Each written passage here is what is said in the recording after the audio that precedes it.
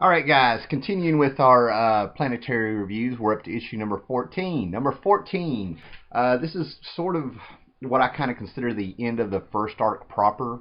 It's a prequel to issue 1, more or less. We've gone 12 issues with the mystery of who's the fourth man and Elijah Snow finding out, getting his memories back. The issue before this, issue 13, was sort of more or less Elijah Snow's origin to a certain extent, taking place in the early 1900s. And now we're up to 1995. Now, as I'm shooting this in 2015, it's kind of wild to be doing these reviews and finding out this story takes place in 1995. Now, this is published in 2002, and I think it was getting ready. It was either started or it was getting ready to start, where this book was coming out sporadically over the next several years, getting ready, getting started. Excuse my tense there. I'm talking about, time here and everything. Whiz, was, not was, will be. Anyway, so it was kind of cool to be nostalgic here and read this a little bit, because when this issue came out, with its dark blue covers and our characters stretched out here, you could actually almost put this in the opening title sequence or whatever it was for X-Files, because this is planted in 1995. Now, what we've done is the first 12 issues of Planetary, to me, actually ends the first proper story arc by Warren Ellis and John Cassidy. We know where we've been. We've seen the world that Warren Ellis has built. He's set up the rules. He's introduced all these characters. He's explored genres that have influenced comics, different genres of comics. Actually, sort of touched on some of the creators of comics. Issue 13 came out, and it was more or less, I think, more or less an origin story of such, as close as you're going to get to Elijah Snow, where he began. And then this book comes in and it sort of finishes that story, sort of an epilogue in a flashback sequence of how did Elijah Snow lose his memories? How did he end up becoming, getting in that desert, the wise, sort of a spackle issue where it kind of fills in the rest of the gaps for us and stuff. This is a little bit of what Elijah Snow remembered.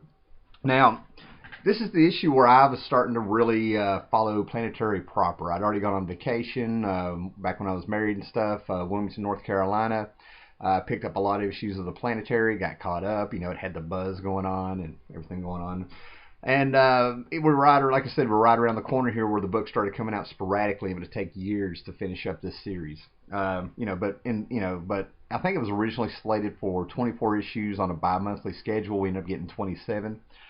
And like I said, this story takes place in 1995, and it's, again, with our subtext and things that are underneath, 2 ways to read this straight through. This is actually a quick read, but it's loaded with a lot of information.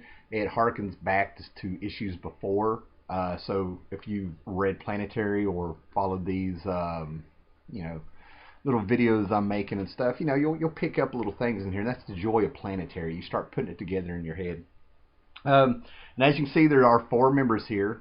These are not the 4 Voyagers, or the 4, not our evil Fantastic Four people, even though they are in this. But this is apparently the team that Planetary was before Ambrose Chase, I think it was back in issue 9, disappeared. I think it was it. And then, Elijah Snow, this was it in 1995. Okay? And this issue, I remember, like I said, this is where I picked up the series on my own, as it was coming out now, finally. I was caught up. And, you talk in comic book shops, you talk about people that like Planetary. You had your Warren Ellis nuts. Those were the guys that were really talking about Planetary. And they kept saying this had an X-Files feel, and I agree. I mean, it almost looks like you could play the X-Files theme over this, and it would fit right into the X-Files. Because where it's right in the 90s, it's got little tinges of a little feel of what the 90s was if you were there, with the pop culture and stuff. I mean, we're talking about the decade that, thanks to Clerks and Pulp Fiction, Kevin Smith, Quentin Tarantino, everybody started talking in pop culture terms and stuff. But at the same time, you had the show X-Files going on, and everybody was into conspiracy, and you had these weird videos you could buy of, alien autopsies and stuff. And plus, it's Warren Ellis, so he references Warren Ellis is, I think Warren Ellis is kind of famous for always sticking an alien ship in something, anything he does, Justice League cartoon, little crossovers, just all kinds of stuff, okay? But basically, this is called 0 Point, and it's a quick read. And right off the bat, we start referencing other archetypes, other comics, little things you're going to pick up on, right? And basically what we have here is a stick. And you have you have Elijah Snow talking to some old man. He's like, feast your eyes on this. And this old man is basically found a glove, and he's got a walking stick, and he hits it. And we have a very Mjolnir, Thor, Marvel looking hammer pop up. And if you look at the hammer, it's going to kind of make you go back and start referencing more or less issue 4, okay? Because this issue, of course, takes place before issue 1, and as we've followed along, it's going to start harking back to these other issues, okay? Our Flash Gordon, Captain Marvel, our Flash Gordon, Captain Marvel, lightning bolt themed hero here. So now we've kind of moved on to where they're referencing Thor with the Captain Marvel, okay? And as we go through here, there's lots of questions for here at 0 Point. Elijah wants to know, what is this? Where did it come from? Why don't people blow up when it transitioned? And the scientist that he's talking to says, yeah, this was probably the Thor. That probably wasn't an actual alien ship over some Brazilian place or country or something like that. So there's the alien concept of the 90s and stuff. They don't show how people freaked out. You kind of put it together through the dialogue that they found this artifact, on a ship that more or less, I think, crashed in Brazil, and it's not really aliens, it's the Thor. Elijah is already on the Thor's butt. And so the scientist kind of tries to explain, that this is probably some kind of quantum physics. It's really technology that looks like magic, so if you know Thor of Marvel, this is when, Dr. Don Blake would tap his walking stick and he'd be transformed into Thor, okay? So the people who kind of talked about comics back then and stuff, I was of two minds with them. I was on one side, they were on the other, because we started talking about, is this referencing Captain Marvel, the original Shazam Captain Marvel, where you could say the magic word and Billy Batson would be turned into Captain Marvel? Or is this referencing Alan Moore Miracle Man, where he actually had an issue that showed where the physical bodies went when they said kimono and other things? They went to a dimension where everybody was kind of in a stasis in this empty dimension. To me, Miracle Man is a derivative of Captain Marvel, a guy named Michelangelo. I had to look that up to see if that was real back then. In England, made the Marvel Man books with, Kid Marvel and stuff, just a blatant ripoff of Captain Marvel and Captain Marvel Jr. and Mary Marvel and stuff. So I always said it's going back to that. Plus, by using the Mjolnir Thor hammer and walking stick reference, that references lightning, and Captain Marvel has the lightning on his chest. So I feel like that's what we're doing here also. So long story short, we go back, and Elijah Snow has put on a suit, and the scientist is going to, do what he has to do so that Elijah Snow can travel to the dimension that this hammer has come from, because they figured out that all this walking stick does is really open a doorway, and it switches places with something. So where is he going to go? And then we go back, we're going to reference back to Ambrose Chase. I always feel like now Ambrose Chase is more or less a Grant Morrison character in Warren Ellis's eyes.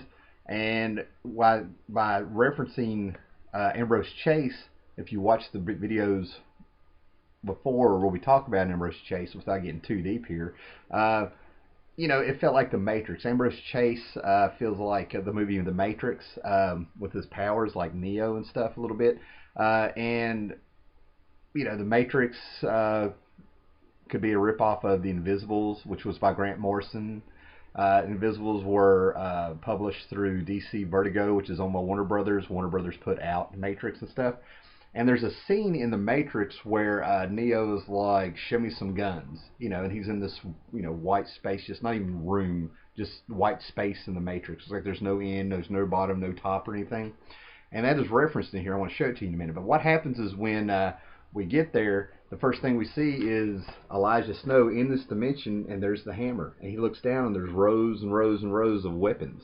Again, I feel like, you know, we're referencing Grant Morrison here and stuff, but when you all of a sudden look at the bottom, we have Elijah Snow standing on a ton of human bones. And what we come to find out is, like, if you didn't like the Four before, you're going to freaking hate them now, because what they did is they took this world and they just killed everybody on it for a place to store weapons and artifacts that they'll never use. That's all this is. This is the Four that has done this. So Elijah Snow just, you know, they've killed an entire world and everything that's going on. So Elijah decides to set a trap for the Four. He doesn't know who's going to come, but apparently in the Antarctic we have a planetary building just there in the Antarctic. And we finally get to see a member of the Four pop up. It's their version of Invisible Woman, or Susan Storm, Susan Richards of the group. And Warren Ellis kind of put his twist on it. I think her name is Kim Sussman and stuff. But, you know, he puts his twist on it to where if she's able to turn invisible, how is she able to see due to, you know, light? You know, our sight is a matter of light passing through our corneas, and if we're invisible, there's nothing for the light to pass through. It goes straight through and nothing to really capture it.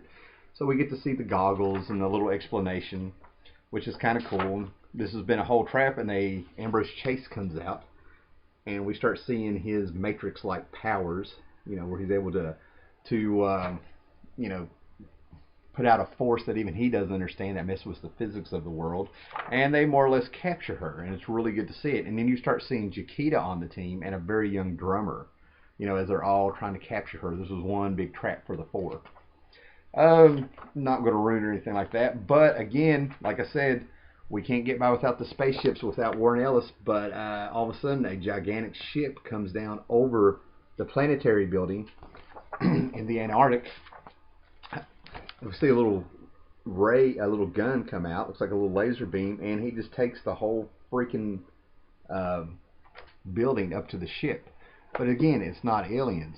It's their evil. It's Darling, their evil version of Reed Richards and stuff. And this is the one thing that Warren Ellis never explained enough for me in this book of why they did this. But you know, they've shown that they're ruthless. They've shown that they go out and they killed an entire planet just to have a place to store stuff, that just so, you know, just so it's there.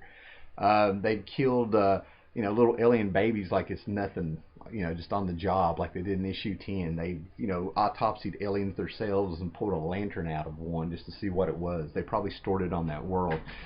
But all of a sudden, you know, the catcher Elijah Snow, who has just set up you know, a trap and got, you know, shows that he's able to go toe to toe with them. This is the first time that I think the Planetary team is sort of shown being able to take on the Four and have it be an even fight after showing everything that the Four has been capable of. Yet they let Elijah live, and I've still never been able to wrap my head around. Besides, you know, they were like, I think Dowling was looking at Elijah somewhere, and Elijah was having a little bit of a flashback in issue 12 that happens in this book, and he's just sort of like, you make things interesting, but you're kind of getting too big for your pants, so we're going to put middle blocks up. And if you tell you know, so you don't remember a lot of this or who you are, you know. And if you ever show back up, we'll kill all your Planetary team. But, you know, we're going to let you live. If he's such a freaking threat, why didn't they just take him out and kill him? The ruthless sociopathic killers. That is the one big thing out of everything. You know, it's amazing. I can believe in alternate dimensions. I can believe in them wiping out a whole planet just to store stuff. I can believe in bulletproof women, giant ants, Marilyn Monroe's and a freaking radioactive ghost, everything that's been in this. But I can't believe they let Elijah Snow live. I can't do it. So we'll leave it right there. And this is sort of like a very good bookend, so the story can kind of start referencing the little plot lines and little characters. We've just heard their names in the background, and they're going to move on from here. So, you know, we're kind of winding down. We're past the halfway mark is where we're at. All right, guys. Not a lot to say about this one, man. Very 90s, very X-Files, a little touch of conspiracy, or you can just read it straight through and see, you know, what happened before issue 1 of Planetary. All right, thanks a lot, guys. Later.